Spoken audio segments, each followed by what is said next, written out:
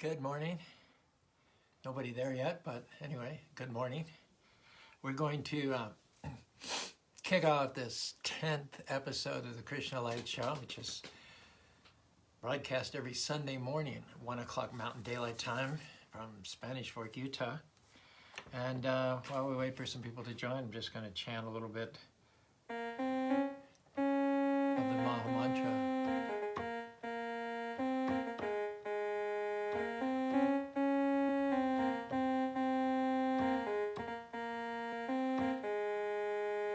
Hare Krishna, Hare Krishna, Krishna Krishna, Hare Hare, Hare Rama, Hare Rama, Rama Rama, Hare Hare, Hare Krishna, Krishna Krishna, Hare Hare, Hare Rama, Rama Rama, Hare Hare, Hare Krishna, Krishna Krishna, Hare Hare, Hare Rama, Rama Rama, Hare Hare.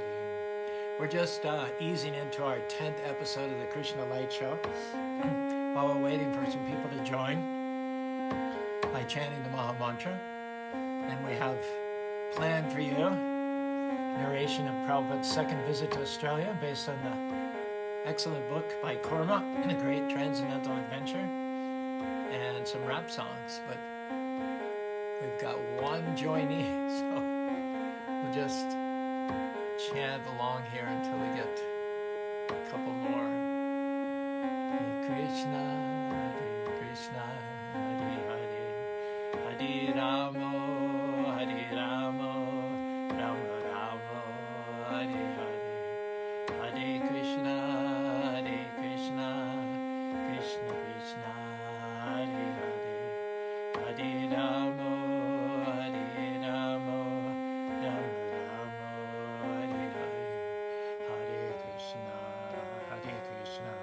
Krishna Krishna, Hare Krishna, Hare Krishna, Hare Krishna, Krishna Krishna, Hare Hare, Hare Rama, Rama Rama, Hare Hare, Hare Krishna, Krishna Krishna, Hare Hare, Hare Rama, Rama Rama, Hare Hare. Okay, enough of that. We'll start off our Krishna Lite show. Incidentally, if you're from Utah, we had a nice Jagannath Rath Yatra last evening, Sunday evening, June 20th, at Salt Lake City Temple with a fairly decent number of participants, although of course it would have been more had it not been for the pandemic. This evening in Spanish Fork, we have our Sunday evening program at 5 p.m., which has been ongoing for 35 years. You're invited to join it with social distancing and mass. The program includes kirtan, a motivational talk, and a takeaway feast, which you're welcome to eat outside on the veranda while visiting the animals as well. Beautiful day. It's going to be high of 90 here in Spanish Fork, Utah. So we'll start off with a song called Give Love Away. And last week, our background music was somewhat high, so we're going to start off with a bit of lower volume to see if you can hear my lyrics a little better as a result of that.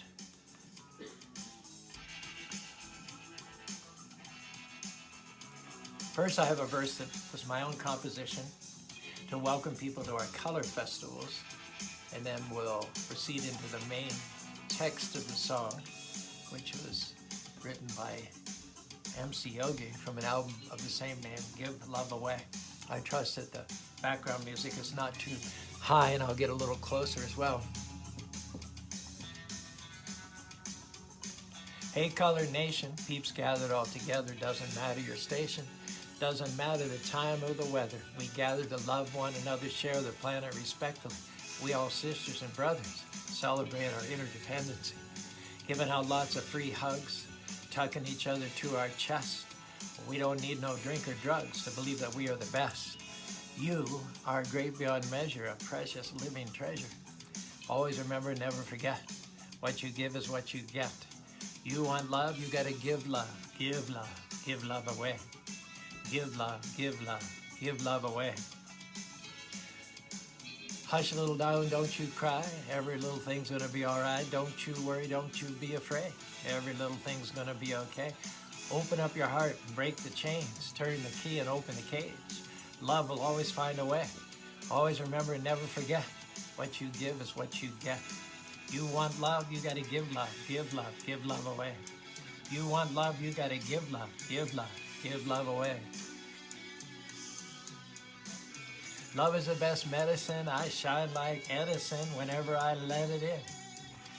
Love is the power that opens every flower, transforms this coward into a champion. When you're lost, love is sent to remind you, offering signs and providing guidance. Love is unlimited, infinite, and timeless. Look inside your heart is where you'll find it. Always remember, never forget, what you give is what you get. You want love, you gotta give love. Give love away. You want love, you gotta give love. Give love away. Love is the answer, love is the key. Love is the glue between you and me. Just open up your eyes and you will see. Love is the thing that sets you free. Love is the remedy, love is the cure. Love is the only thing that's gonna stop the war. Then what in the world are you waiting for? It's what everybody's looking for. Always remember, never forget, what you give is what you get. You want love, you gotta give love. Give love away. Give love away. Love to your brother, love to your father, love to your mother, love to your sons and your daughters. Love your sister and all your friends. Shine your love in all directions. Giving and receiving, and just like breathing, living to give love gives life meaning, because love is righteous and it might just save the world from the global crisis. Always remember, never forget, what you give is what you get. You want love, you gotta give love. Give love away. Give love away. Throw your arms up if you know what the time is. Open up your heart and let it shine the brightest. Love is all we need to get by. Love is all we need to get high. Open up your wings and let your love fly. Always remember, never forget, what you give is what you get. You want love, you gotta give love. Give love away. You want love, you gotta give love.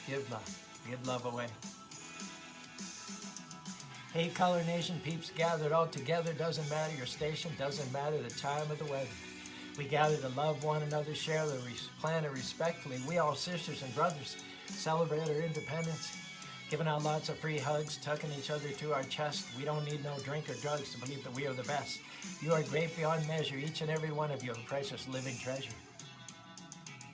Always remember, never forget, what you give is what you get. You want love, you gotta give love. Give love away.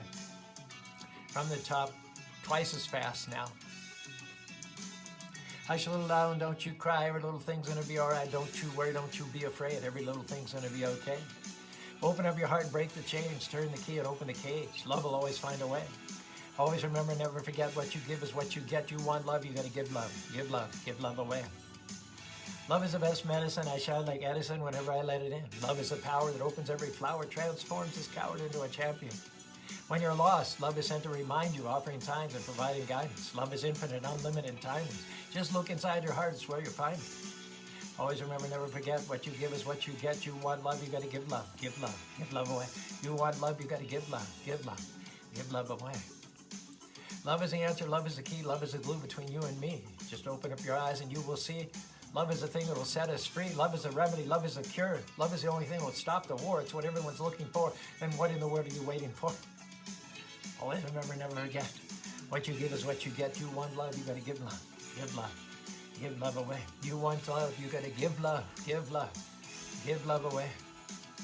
Love to your brother, love to your father, love to your mother, love to your sons and your daughters. Love your sister and all your friends. Shine your love in all directions, giving and receiving. And just like breathing, living to give love gives life meaning, because love is righteous and it might just save the world from the global crisis. Woo-hoo. Always remember, never forget, What you give is what you get. You want love, you got to give love. Give love away. You want love, you got to give love. Give love away. Now you repeat after me out there. Cyberland. Always remember, never forget. What you give is what you get. You want love, you got to give love. Give love. Give love away. Okay, in case you missed it, you're a little slow on the draw, give you one more chance. Always remember, never forget. What you give is what you get. You want love. Got to give love. Give love away. Give love. Give love away. Good job. Always remember, never forget. What you give is what you get. You want love, you got to give love. Give love away. Hey, Color Nation peeps gathered all together. Doesn't matter your station, doesn't matter the time or the weather. We gather to love one another, share the planet respectfully. We all sisters and brothers celebrate our independence, giving out lots of free hugs, tugging each other to our chests. We don't need no drink or drugs to believe we're the best. You're great beyond measure, each and every one of you, a precious living treasure. Hare Krishna, Hare Krishna, Krishna Krishna, Hare Hare, Hare Ram, Rama Rama, Hare Hare. Well, thanks if you just joined us. Thanks, Mahatma, Ganesh, Tulsi Savani, my old friend from Los Angeles. Namaste. Hope you're staying well during these interesting times. So we're recollecting our early years in Krishna consciousness, where we joined in Australia, and there's an excellent account of that in the form of this book, The Great Transcendental Adventure. And we're reading through it, and it also serves the purpose of triggering a lot of our own memories. And so I'm going to invite Bhai Bobby. Tulsi, you remember Bhai Bobby, right?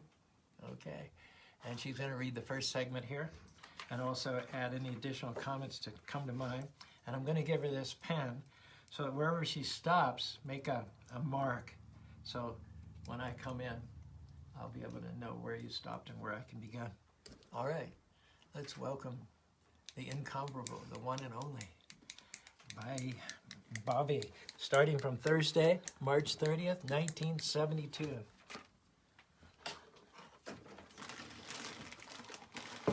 Hi there.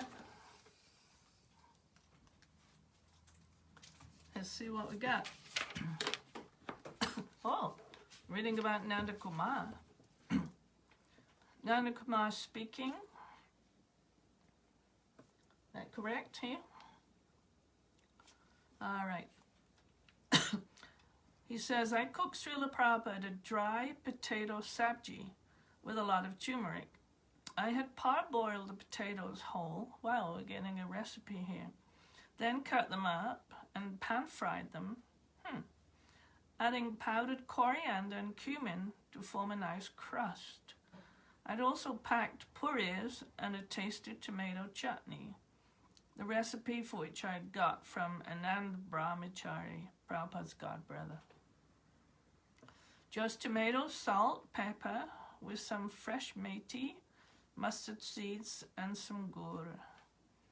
I'd also brought chidwa, a nice combination of nuts, fried dal with crunchy chickpea flour noodles, and a mango chutney.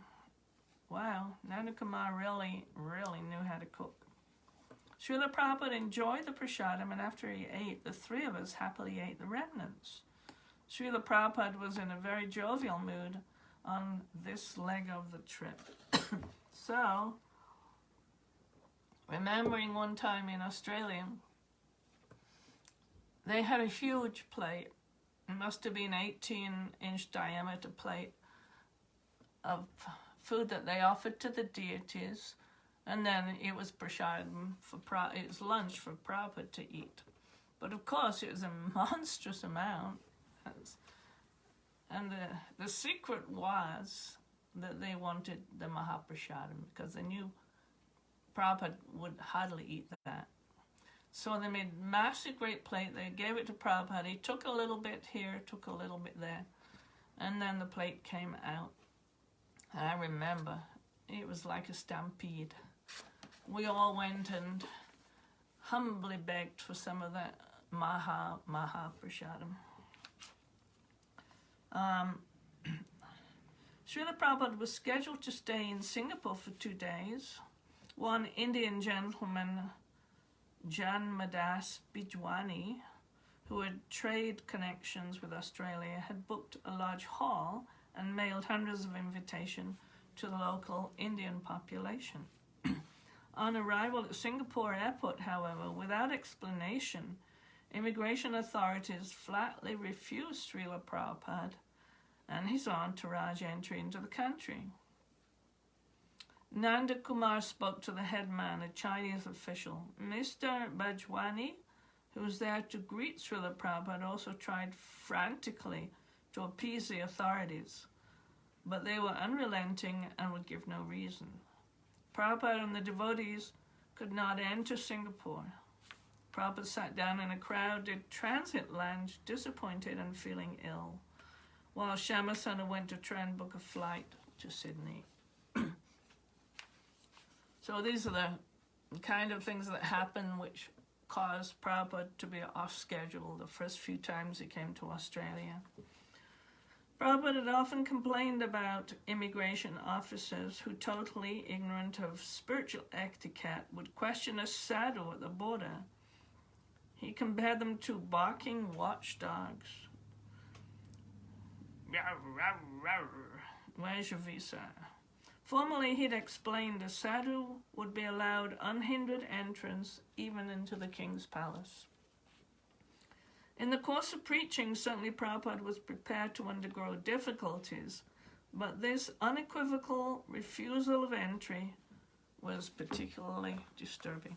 Prabhupada, when he traveled, so many flights, so many different time zones, I could never quite understand how he did it. Whenever I fly, I get terrible jet lag. He would leave Mangal Arti time from one country, arrive in the next country, so many hours later, it's Mangal Arti, and he observed it as if he was in the same country. Whatever schedule, he immediately observed it. No jet lag. Here's Nanda Kumar speaking again. As Shyamasundar was trying to arrange an outward connection, I stayed with Prabhupada, who described his symptoms as dizziness and nausea.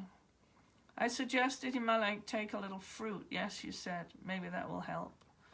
I cut one orange and he ate it, and afterwards he said, I feel totally renewed. He spoke some nice philosophy, explaining how Krishna was so expert that he had produced this fruit, a perfect airtight package full of sweet juice.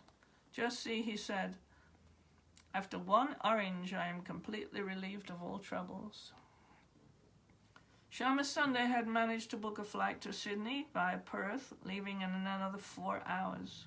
He wanted to ring the Sydney temple, but he had no telephone number. He sent a telegram instead, advising of the updated arrival time. Although Prabhupada appeared tired, he did not sleep during the remaining hours before arriving in Sydney. Nanda Kumar speaking again. I was, as usual, impressed with Srila Prabhupada. As soon as we got on board the plane, he would immediately go to sleep. But Prabhupada, we would immediately go to sleep. But Prabhupada would chastise us. Why are you wasting time? Why don't you read? Take my books and read, he would say. The flight to Perth arrived very early in the morning. Prabhupada decided to bathe and sent Nanda Kumar to find a bathroom. Prabhupada's shower was brief. There was only cold water, but he emerged looking refreshed for the remaining 4-hour flight to Sydney. So, never slept on the planes, always arrived fresh. So now, this is the part where Prabhupada's coming to Glebe, which was a suburban house that we were using for a temple. And it's Friday, 31st of March, 1972. So this is the second visit. The devotees in Sydney had worked hard to transform a little cottage in Glebe into Radha and Krishna's temple. The devotee population had more than tripled in only 6 weeks, and spirits were high. A new altar had been built for Radha Gopinath, as well as a new Vyasa stand for Prabhupada. Excuse me. Trees and shrubs were being planted in the garden, and painting and decoration was going on full swing. Caru, you better come back. Well, this is a whole section that will require a lot of memories. I need you to come here, Caru, now. Thank you. The Bye-Bye doesn't feel she can go on because of her coughing. So finish this section here. It seemed like first 2 visits probably came to Australia. Timing was off, there were miscommunications, and in both times he appeared unexpectedly. And on this trip, he was supposed to spend 2 days with programs that had been arranged for him in Singapore, but the government did not let him into the country, so they had to wait in the transit lounge for 4 hours and get another flight to Perth and Sydney, and there was no way to phone the devotees to let them know they were actually going to be 2 days early. So, let's see, talking about devotees here, let's see, at one stage, a devotee entered the room and handed Mohanananda a telegram, which he casually opened. Suddenly, his jaw dropped. Prabhupada was arriving that day. They had not expected him until Sunday, and what's more, Shiva Sundar had mentioned an arrival time already 2 hours past. So they got word that Prabhupada had arrived. They were expecting him in 2 days. They got word that Prabhupada had already arrived in Sydney 2 hours ago. Imagine the consternation there. The temple erupted in panic as Mohanananda frantically announced the news. Jagatarini ran outside to arrange a car to pick up Srila Prabhupada. After a few minutes, a small greeting party of devotees with a hastily made garland sped off down Hereford Street for the airport. In the meantime, Prabhupada arrived. Said as he arrived at Sydney, the customs officials confiscated a new clay drum brought by Nanda Kumar for the temple. Since the heads were made of rawhide, they said the drum would have to be quarantined and could be picked up a few days later. After completing arrival formalities, Prabhupada and his party had exited into the arrival lounge, but found no one to greet them. Unfazed, Prabhupada suggested they take a taxi to the temple. So there's a group of devotees headed out to the airport to meet Prabhupada, but Prabhupada had already arrived 2 hours earlier. The clay drum had been confiscated, otherwise they'd cleared customs, and Prabhupada, there was no one there to meet him, so he just nonchalantly decided to take a taxi to the temple. Now just let me tell you the fate of that drum. The drum was picked up a couple days later, and during the first arti, in the middle of the arti, Nanda Kumar, while playing the drum, put his hand right through the big head. What they discovered was that during the time the drum was quarantined, they'd soaked it in formaldehyde and totally compromised the integrity of the drum. So one thing led to another. Eventually, the Hare Krishna movement discovered that it's very risky to transport drums, clay drums, from India to America. The traditional drum for Nagar Sankirtan is a clay drum with rawhide straps, ideally made, hopefully made from an animal that had already died, a natural death. But these drums too often would arrive with holes in them, too often would get quarantined and soaked in some sort of a chemical for purification.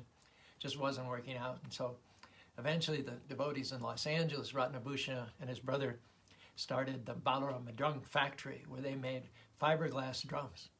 And those are pretty much the standard in the Western countries now. And unlike the old clay drums, which could have easily been compromised by soaking chemicals, or clay is very vulnerable to knocks and bangs, gets holes in it. These fiberglass drums, you could drop them out of an airplane at 10,000 feet and they'd hit the ground and nothing would faze them. And the heads are replaceable. You need nothing more than an Allen wrench. They're made of rubber as well.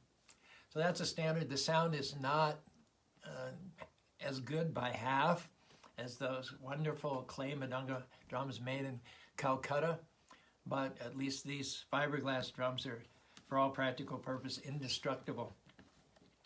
All right, so let's see what's unfolding here in Sydney.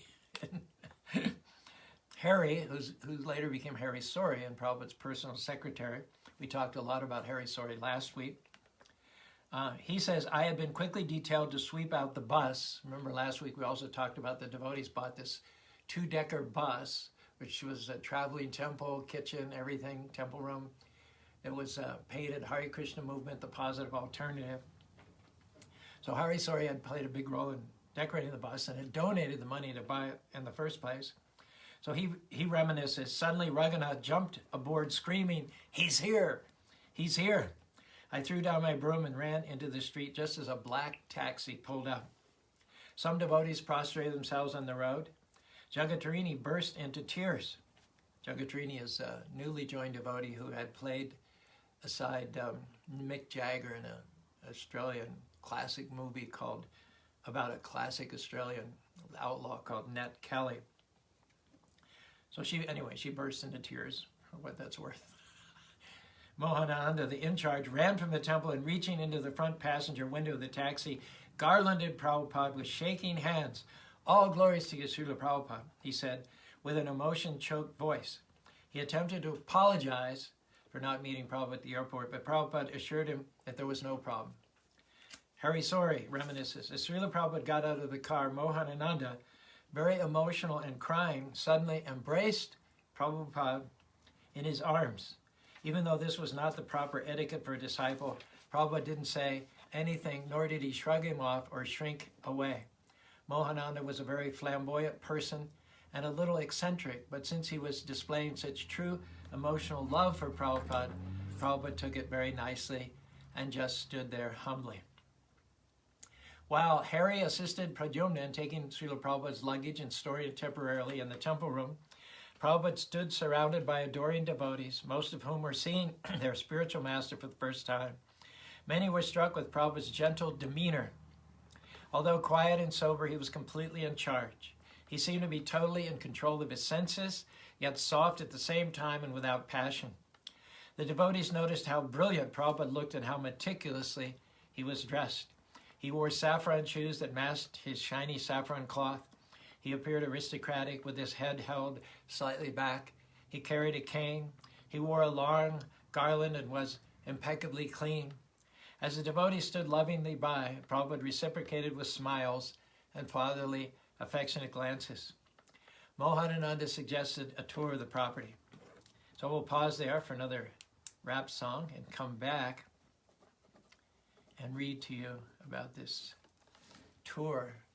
We had been in Paddington, and between Prabhupada's first and second visit, we relocated to a larger facility in Glebe, which was a suburb. This temple was on a very, very little traveled residential street, but it had land, it had some residential facilities in the back, and it was very near to Sydney University. So for those virtues, we rented the property and we were there for some time, and the deity worship escalated thanks to Bhai Bobby while we were there. And so between the time Prabhupada installed the deities on the first trip and returned the second trip, there was a huge upsurge in deity worship. So right now, let's go back to the same soundtrack we actually used for the first song, and we will talk about a characteristic of this material world, which is that of its, let me get this back here, that of its temporality. The difference between the material world and the spiritual world is the spiritual world is ever existing. It doesn't come and go. However, the material world is described like a cloud in the spiritual sky. Sometimes it's manifest and sometimes it's unmanifest. So the material world is temporary. We, however, don't have our origins from matter. We have our origins from spirit. So we are eternally existing living beings inside of a temporary material body. Natu evatmajatu nasham natum nama janadi nachaivodamiv sarvivayamata param. Krishna says to Arjuna, Never was a time when I did not exist. Krishna's God speaking, and we all know that God's eternal. So there's no new information there. But then he says, nor was there a time when you, nor all these other soldiers on the battlefield didn't exist. So Krishna is not only asserting his own eternality, but he's confirming our eternality as well.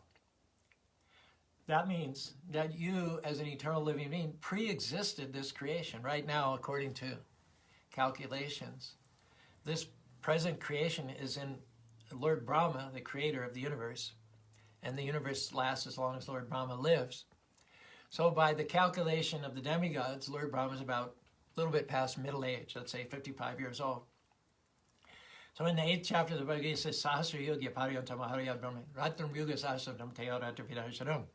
Lord Brahma's day is a cycle of 4 yugas, 4 cosmic seasons, you might say, comprise 4,300,000 years. That's one cycle, or one cosmic measurement of time. So Sahasra, 1,000 of those, Sahasra, Yuga Pariyanta, makes up one day of Lord Brahma. So 4,300,000 times 1,000 is one day of Brahma, times 2 is one day and one night, times 7 is a week, times 4 is a month, times 12 is a year, and Lord Brahma lives for 100 years. So he's in about the 55th year, which means somewhere around 160 or 70 trillion years. That's how long this current universe has been manifested before there will be another annihilation, a period of 311 trillion years of non-manifestation, and then a recreation. Okay? Now, we could possibly have been in this material world since the prior creation. We could have conceivably have entered the material world during a prior creation, been unmanifest during a period of unmanifestation, and then reappeared with a more recent creation. But the point I'm making is that the material world, it's coming and going at these vast intervals of time, but we don't come and we don't go. We're eternal. That should give us a lot of hope, because every one of us is facing something, some challenge, some critic, some enemy, some pandemic, some loss of income, lack of funds, challenge to our health. This material world's full of problems. It has to be, because it's material, right?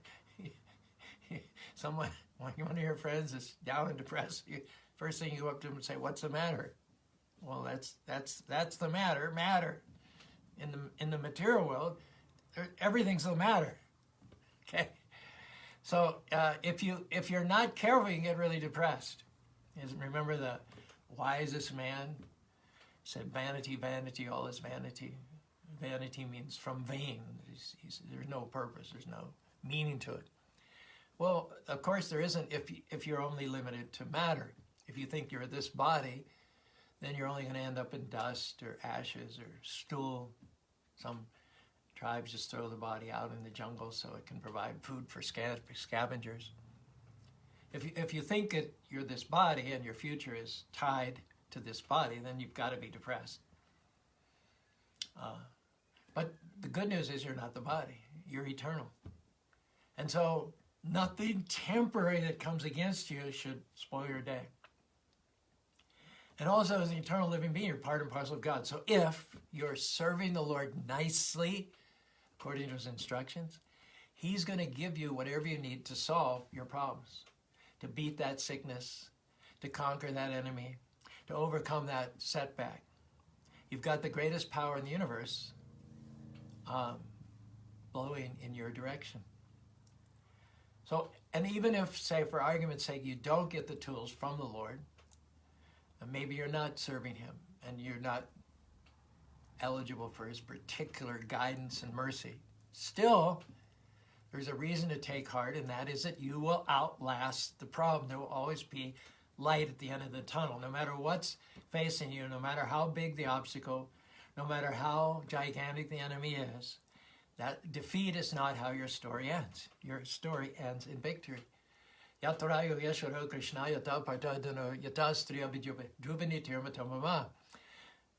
Practically the last verse of the 18 chapters of the Bhagavad Gita, it is declared, wherever there's Krishna and wherever there's someone who keeps Krishna first place, there'll also be victory, opulence, morality. So the last chapter of your story, if you keep God first place, is victory. And if you don't have a ready at hand solution, if you don't have a divinely sent thunderbolt of inspiration how to solve the problem that's facing you, then still there's no reason to worry. Just hang on. Just hang in there. Keep chanting Hare Krishna, Hare Krishna, Krishna Krishna, Hare Hare, Hare Ram, Ram Ram, Hare Hare, because it's temporary and you're eternal. Said the solution to deal with your problems is look within and look ahead. Looking within, we see that I'm a divine spark, part and parcel of God. If God wants to give me inspiration, if God wants to give me ideas to overcome obstacles, he can do that. He's also in the heart of my enemies, so he can influence them in such a way as to make crooked places straight. He can influence people who previously wanted to do me harm to do me good. He's all powerful. So if he wants to, he can give me the tools to overcome or solve this problem. But even if he doesn't, or if I'm not acting ideally as his son or part and parcel, I can still just knuckle down, bear it, take it over the chin, and get through it. Because there'll always be an end point. No matter what it is you're facing, it didn't come to stay, it came to pass. So this is a medley of songs which impress upon us the fact that it's only temporary. Don't let it spoil your day. Don't let a temporary problem steal your joy. Okay? First is anonymous. We don't know who the author was. And the second one is by Shelley. It's called My Name is Ozymandias. Now let's get going here. Last week, the soundtrack, someone commented the soundtrack was kind of loud and couldn't hear my voice, so I'm going to have it lower this week. And I'll scoot up closer to the microphone, okay? You ready? This too will pass away. It's the good news midway through the Krishna Lite Show, episode number 10. I gotta have the sound a little louder than that. Okay, here we go. Once in India reigned a king, who upon his signet ring engraved a maxim true and wise, which if held before the eyes, gave him counsel at a glance fit for any change and chance. Solemn words, and these were they: even this will pass away. Even this will pass away. Trains of camels through the sands brought him gems from Samarkand. Fleets of galleys through the seas brought him pearls to match with ease. But the king counted not his gain. Treasures of the mine or main. What is wealth, the king would say? Even this will pass away. In the revels of the court, at the zenith of the sport, when the palms of all his guests burned with clapping at his jests, said the king amid his figs and wine, O loving friends of mine, pleasure comes but not to stay. You can say this with me if you like. Even this will pass away. Even this will pass away. Even this will pass away. Fairest lady ever seen, he made his bride and crowned his queen. Pillowed on the marriage bed, whispering to his soul, he said, bridegroom never pressed fairer bosom to his breast, but mortal flesh will come to claim. Even this will pass away. With me if you like. Even this will pass away. Even this will pass away. Fighting on a furious field, once a javelin pierced his shield. Soldiers with a loud lament bore him bleeding to his tent.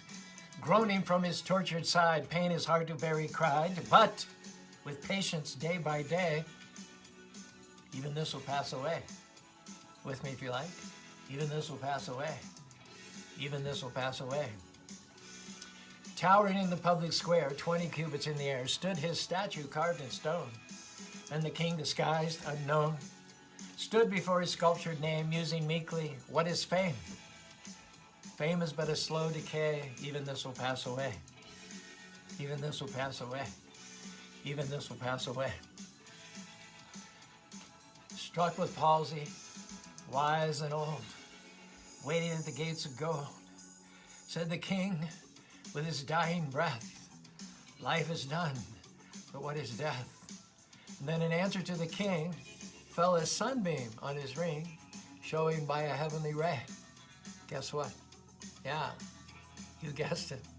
Even this will pass away. Even this will pass away. Even this will pass away. Second song. I met a traveler from an antique land who said two vast and trunkless legs of stone stand, half sunk in the desert. Beside them a shattered visage lies, whose sneer and wrinkled lip and frown of cold command tell that well the sculpture those passions read, which yet survive, stamped on those lifeless things, the hand that mocked them and the heart that fed. And on the pedestal these words appear: my name is Ozymandias, King of Kings. Look on my works, ye mighty, and despair. Nothing beside remains.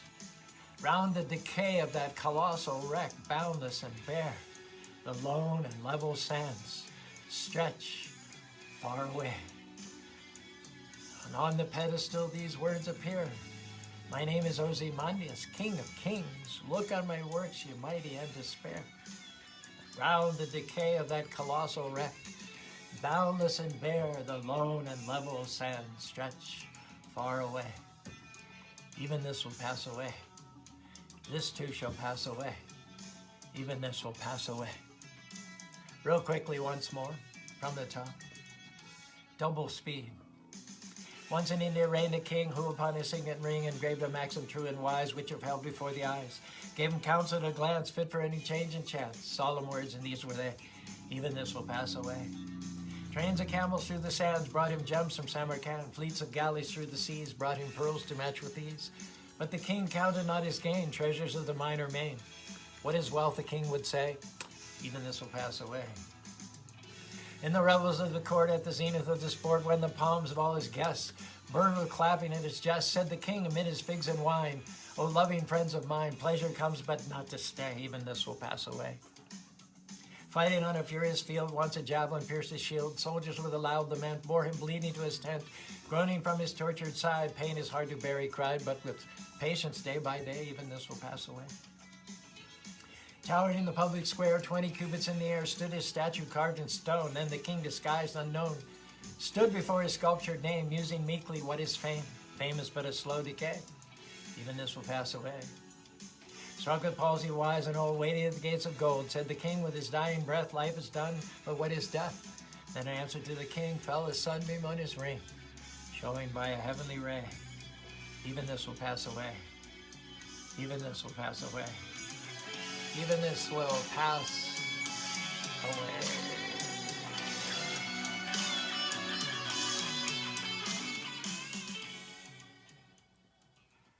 There we go. We've had 2 out of our 3 wrap offerings for the hour.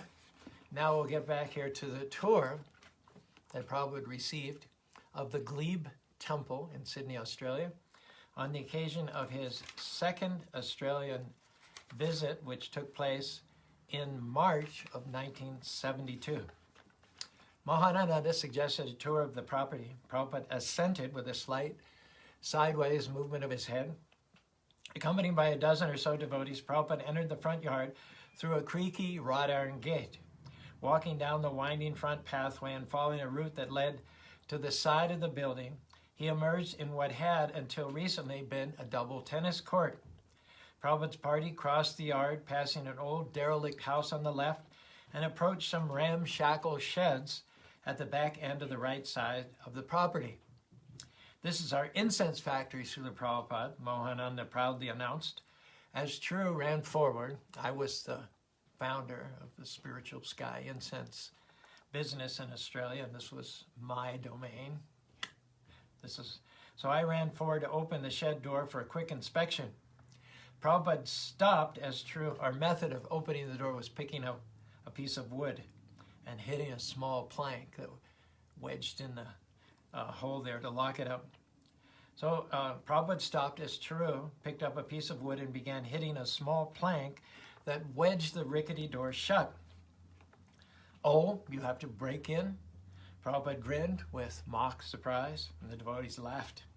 The door sprang open, and Prabhupada peered inside at the rows and rows of incense drying on chicken wire racks. The combined smell of carnation, licorice, bubblegum, strawberry, cherry, lime, patchouli, and watermelon was overwhelming. Mohananda was effusive. We sell this incense wholesale to big stores, Srila Prabhupada. We market as spiritual sky. Krishna makes the best sense. People love it. Prabhupada nodded. He seemed to approve of the industriousness and enterprise of the operation. Next, they showed Prabhupada a small printing press that was installed in one of the rooms out back, and Srila Prabhupada appeared impressed. Passing the book shed, someone handed Srila Prabhupada the latest copy of Back to Godhead magazine. They recrossed the rather sparse backyard and entered the small shop front that had been a grocery store at the fore of the semi-detached building next door to the temple. Mohanananda described to Srila Prabhupada how he planned to sell books there. For the moment, the devotees had a small supply of bead bags, incense, and a few racks of thin Indian cheesecloth clothing. Srila Prabhupada, pleased and smiling, asked a few questions. By this stage, many more devotees had joined the touring party. Prabhupada next visited Bhai Bobby's art studio, a small, cluttered annex between the temple and the shop front. A half-finished painting of Krishna and Arjuna on a chariot stood on an easel. The room was untidy, and Prabhupada said nothing. Remember, Prabhupada arrived 2 days early, so not all the cleanup that had been intended was accomplished. Mohanananda had been saving the best thing for last. Now, back at the Iron Gate, Mohanananda proudly indicated his ultimate preaching tool, the double-decker bus. As Prabhupada stepped on board, his eyes opened wide and his eyebrows lifted slightly. He walked halfway up the stairwell and looked into the top deck. He said, I could live here. The devotees laughed. Standing with his left arm on the polished stainless steel pole, he commented how much he appreciated the preaching potential of such a bus and the concept of having a traveling temple. He encouraged Mohanananda to push on with the project. Prabhupada's tour finished at the front of the temple building. He quickly walked up the 3 or 4 marble steps which were lined with olive green glazed tiles decorated with ceramic grape leaves, then crossed the small cream and red tiled veranda. He was followed close behind by Raghunat's 7-year-old son, Radha Raman, who wore a small Prabhupada hat and carried a little pink flag. On the veranda, Prabhupada noticed the Radha Krishna temple sign, adorned with lotus petals and swans, painted by Bhai Bobby. Prabhupada entered the building. Slipping off his saffron canvas shoes, he paused momentarily, glancing up at the pink and yellow pastel walls, the small frame paintings and LED light windows above the doorways. He then proceeded to the temple room with its highly polished wood floor, and finally to the deity room, which was separated from the temple by an arched wall. There, Sri Sri Radha Gopinath stood resplendent on a lace-colored lotus petal throne, a mirrored slab beneath their feet. Above hung an ornate square red canopy adorned with multicolored flags bordered with golden tassels. Prabhupada stood reverently, hands clasped together in respect. The deities were dressed simply but attractively. Krishna in golden dhoti and turban, and Radharani in matching sari. The morning sun, shining through the bay windows directly behind Radha Gopinath, was filtered through elaborate gold-painted wooden latticework and shiny translucent pink lace curtains. On either side of Radha Krishna stood a large, full vase of fresh flowers, completely different from Prabhupada's first visit to Australia, where he installed the deities in Paddington. And at the time, he was appalled by the lack of knowledge of the devotees, their total cluelessness about how to worship the deities, no flowers.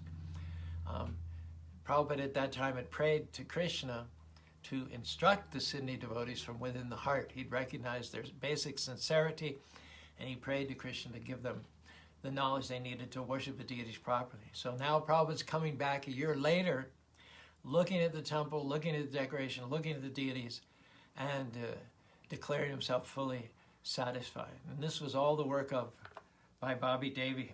She did all this. She did all the pujas, everything, as we'll see. In front of Radha Gopinath were a couple of cream-colored marble steps, the upright surface of which was upholstered in shimmering gold cloth.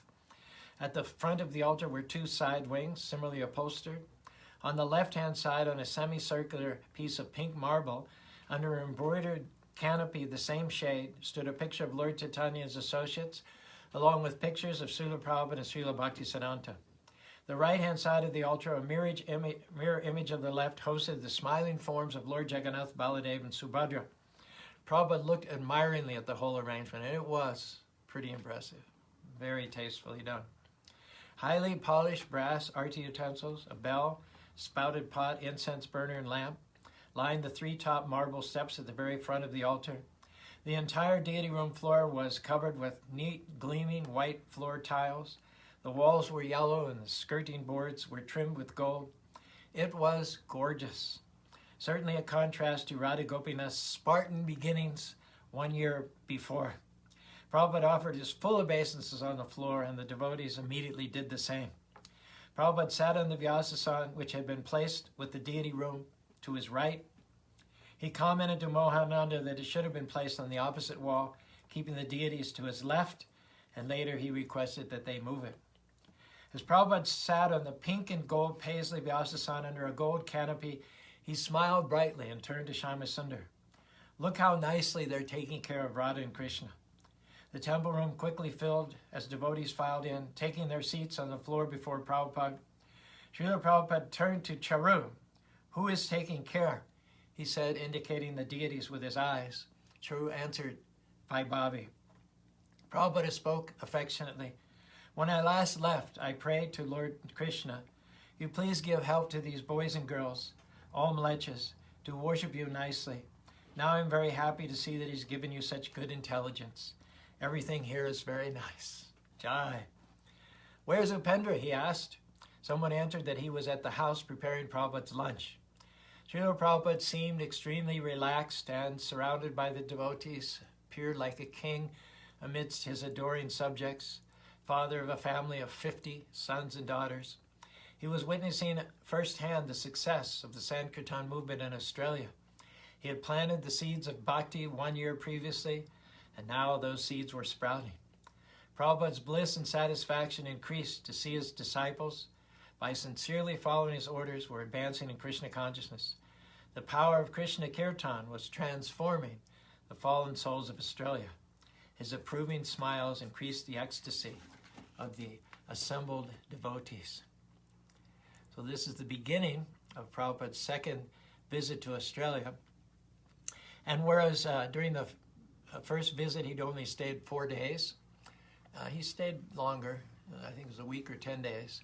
And so there were many stories and speaking engagements and pastimes.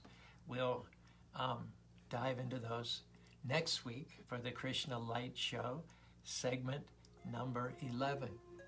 And we're going to finish with a song here about Ganesh and Shiva and Parvati. It's written by MC Yogi from an album called Ganesh is Fresh. Normally you'd invoke Ganesh at the beginning of an excerpt or beginning of a show, but I've done that several times, so I thought a nice change of pace would be to fade out our 10th episode of the Krishna Lite show with these medley of songs about Ganesh, thanks to MC Yogi, who I learned them from. Appreciate your joining us. We're back this evening for our regular 5 o'clock Sunday feast here in Spanish Fork, Utah. It includes kirtan, nice, beautiful kirtan by Vaidacharya. We give a half an hour motivational talk with slideshows and then more kirtan. And if you're personally present, we serve out a nice vegetarian meal and take out plates. You can go out on the veranda, eat. It's a beautiful day, highs of 90. On the grounds there are llamas, peacocks, and parrots, which you're welcome to visit with. And should you not be able to finish everything in your takeout plate, you're welcome to feed it to the llamas or just put it on the ground. I guarantee you there are 20 peacocks. They're constantly scouring the area looking for leftover prasad. So thanks very much for being with us. We'll end up with this song. Actually, 3 songs. Ready? Here we go. I'm going to make the volume go up a little bit at risk of drowning out my own voice. I bow to Shiva with love and respect. I invoke him with a slogan because I'm open to connect, and devotion because he's always in effect, in deep meditation with a snake around his neck. He's the husband of Parvati Mahashakti, who rides the white bull, the vehicle Nandi. He's the father of Ganapati, Mr. Mahadev. The Ganges flows down from the crown of his head. A crescent moon rests right next to his dreads. He's the god of the dead, covered in ash, with a smile on his face, and his compassion is vast. He lives in Mount Kailash, also known as his Himalayan home, and in the shape of a lingam, he's a rolling stone. Om Namo Shivaya, Shivaya Namo Om. Om Namo Shivaya, Shivaya Namo Om. Om Namo Shivaya, Shivaya Namo Om. Om Namo Shivaya, Shivaya Namo Om. To Shiva Shankar, the yoga master, also known as Nataraj, the cosmic dancer. He's the lord of destruction, the god of disaster. If you don't invite him in, he's the party crasher. He's the old school mystic who's Christian dualistic. He shifts my mind from a place that's materialistic to a space that's more holistic. He's the magnetic ascetic who makes my soul shine. He awakens the snake at the base of the spine. Third eye wide open in yoga pose, he focuses my mind so the petals unfold in deep meditation with breath control. He worships Lord Vishnu by chanting his names. As the Ganges flows to the sea, his bhakti drains at his lotus feet. Om Namo Shivaya, Shivaya Namo Om. Om Namo Shivaya, Shivaya Namo Om. Om Namo Shivaya, Shivaya Namo Om. Om Namo Shivaya, Shivaya Namo Om. Om Namo Shivaya. The flames get higher as the corpse gets burned on the funeral pyre. We never die, so the soul will never expire. When it's time to die, just let go of this attire. Exhale to let go of selfish desire. May my soul aspire to shine brightly like Shiva Nataraj, whom I admire, dancing on a demon in a burning ring of fire. Mahadeva is said to be known as pure auspiciousness, also known as truth, conscience, and bliss, creating meditation, transformating. You save the whole world when you swallow the poison. You destroy bad habits, ignorance, and greed, practicing detachment, compassion, and peace. To the Lord of Himalayas, I offer these prayers. To the King of all yogis, I offer my meditation. Om Namo Shivaya, Shivaya Namo Om. Om Namo Shivaya, Shivaya Namo Om. Om Namo Shivaya, Shivaya Namo Om. Om Namo Shivaya, Shivaya Namo Om. High in the Himalayan peaks lived a goddess named Parvati. She was a wife of Lord Shiva, king of yogis and destroyer of demons. Now, Shiva liked to do yoga deep in the forest, far away from the world and the things that lure us. And when Shiva went away, Parvati stayed home, often feeling sad and alone. One day she prayed and wished for a son that she could play with and have fun. Next moment, to her surprise, a beautiful baby lay before her eyes. Parvati could hardly believe her joy. Demigods had given her a beautiful baby boy. Jai Ganesha, Jai Ganesha, Jai Ganesha Om. Jai Ganesha, Jai Ganesha, Jai Ganesha Om. Fast forward a few years, Parvati wanted to take a bath, so she asked her teenage son to keep an eye on the path. He stood at the door just like a guard to make sure that no one would enter in the yard. Well, wouldn't you know, at that moment Shiva returned, not realizing his wife had given birth. He saw the boy and asked him to move. Not knowing his father, the boy refused. Now Shiva's all truth, conscience, and bliss, but he's crazy when he's angry, so don't get him pissed.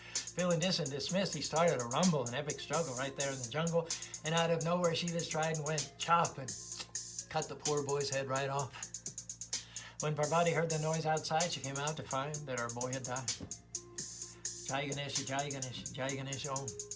Jai Ganesha, Jai Ganesha, Jai Ganesha Om. Jai Ganesha, Jai Ganesha, Jai Ganesha Om. Jai Ganesha, Jai Ganesha, Jai Ganesha Om. The demigods quickly rushed to the scene as soon as they heard Parvati scream. She turned to her husband with tears in her eyes and painfully explained how the boy was her child. When Shiva realized the size of the mess, he became upset, stressed, and depressed. That's when Lord Brahma came up with a plan. Let's find another head so the boy can live again. Shiva said, we'll take the first head we can find. We need to hurry because we're running out of time. Deep in the jungle, they met an elephant, a wise old being who attained enlightenment. He bowed to the gods and offered his head. They took the elephant's head back to where the young boy lay dead. Shiva put the big head on the young boy's body. At first it looked funny and even ungodly. But Parvati said it fit like a glove. Truly a face that only a mother could love. When Shiva saw that his son was refreshed, he embraced him and he called him Ganesh. Jai Ganesha, Jai Ganesha, Jai Ganesha Om. Jai Ganesha, Jai Ganesha, Jai Ganesha Om. Jai Ganesha, Jai Ganesha, Jai Ganesha Om. Jai Ganesha, Jai Ganesha, Jai Ganesha Om. Ganesh so fresh, chilling on his throne, surrounded by incense, fruits, and gold. With heaps of sweets piled up in his bowl, he guards a gate and protects the threshold. When you're blessed by Ganesh, you can conquer birth, disease, old age, and death, because he paves the path that leads to the soul, and he's known for removing all obstacles. Now, some may say it's illogical, mythological, or even philosophical, but with Ganesh, anything's possible, because elephant power is unstoppable. He's the son of Shiva and Parvati with an elephant's head and a big fat body. He uses a snake as a rope to hold his pants. He rides on a mouse, and he loves to dance. He's a lord of creatures possessed of divine features, attracts the minds of genuine true seekers. God of wisdom, beloved of children, known for protecting the homes that we live in. He writes the pages that the sages love to chant, dripping with knowledge like nectar, so we can comprehend the ways to transcend. Singing Jai to Ganesh, the yogi's best friend. We pray to Ganesh to remove the stress and pave the way to a place that's blessed. He unties the knots that confine our thoughts. He breaks up the blocks. He dissolves the walls. He unlocks the door to our inner core. He picks us back up off the floor. He's the benevolent elephant, super intelligent, dedicated to Ganesh, son of Parvati and Mahesh. Here's to Ganesh because he's so fresh. Jai Ganesha, Jai Ganesha, Jai Ganesha, Om. Jai Ganesha, Jai Ganesha, Jai Ganesha, Om. Jai Ganesha, Jai Ganesha, Jai Ganesha, Om. Jai Ganesha, Jai Ganesha, Jai Ganesha, Om. Once more, twice the speed, just that last part. Ganesh so fresh, chilling his throne, surrounded by incense, fruits, and gold, with heaps of sweets piled up in his bowl. He guards a gate and protects the threshold. When you're blessed by Ganesh, you can conquer birth, disease, old age, and death, because he paves the path that leads to the soul. And he's known for removing all obstacles. Now, some may say it's mythological, illogical, or philosophical, but with Ganesh, anything's possible, because elephant power is unstoppable. Son of Shiva and Parvati with an elephant's head and a big fat body, uses a snake as a rope to hold his pants. He rides on a mouse and he loves to dance. He's a lord of creatures possessed of divine features, attracts the minds of genuine true seekers, God of wisdom, beloved of children, known for protecting the homes that we live in. He writes the pages that sages love to chant, dripping with knowledge like nectar, so we can comprehend the ways to transcend, singing Jai to Ganesh, the yogi's best friend. We pray to Ganesh to remove the stress and to pave the way to a place that's blessed. He unties the knots that confine our thoughts. He breaks up the blocks. He dissolves the walls. He unlocks the door to our inner core. He picks us back up off the floor. He's the benevolent elephant, super intelligent, dedicated to Ganesh, son of Parvati and Mahesh. Here's to Ganesh because he's so fresh. Jai Ganesha, Jai Ganesha, Jai Ganesha, Om. Jai Ganesha, Jai Ganesha, Jai Ganesha, Om.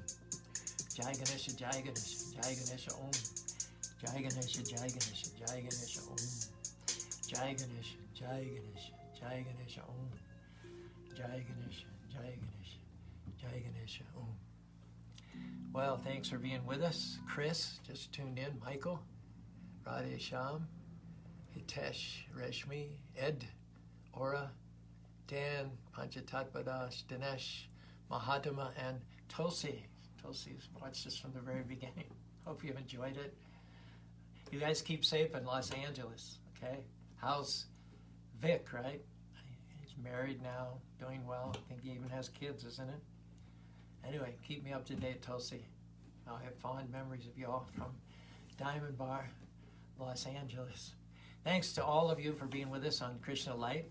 We're 6 times a week on Facebook Live, Monday, Tuesday, and Wednesday for the Bhagavatam class at 7:30 a.m.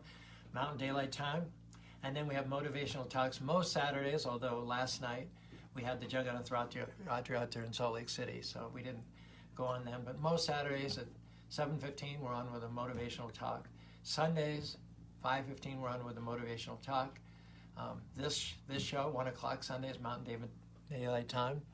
And also earlier on Sundays at 11 o'clock, we have a little satsang on Zoom call with the devotees of Salt Lake City Temple. We discuss Bhagavatam verses. We highlight great souls. Today we talked about Gadadhar Pandit, Bhaktivinoda Thakur, whose appearance days they are. You're welcome to join those Zoom calls also. 801-787-1510. Password is Govinda. We also post those on Facebook Live. So anyway, we're so appreciative of you guys taking your time to be with us. I appreciate the satsang and look forward to more of it in the future. Hare Krishna, Krishna Krishna, Hare Hare, Hare Rama, Ram Rama, Hare Hare. I'll give you all a wave before we sign off here. Wave, wave.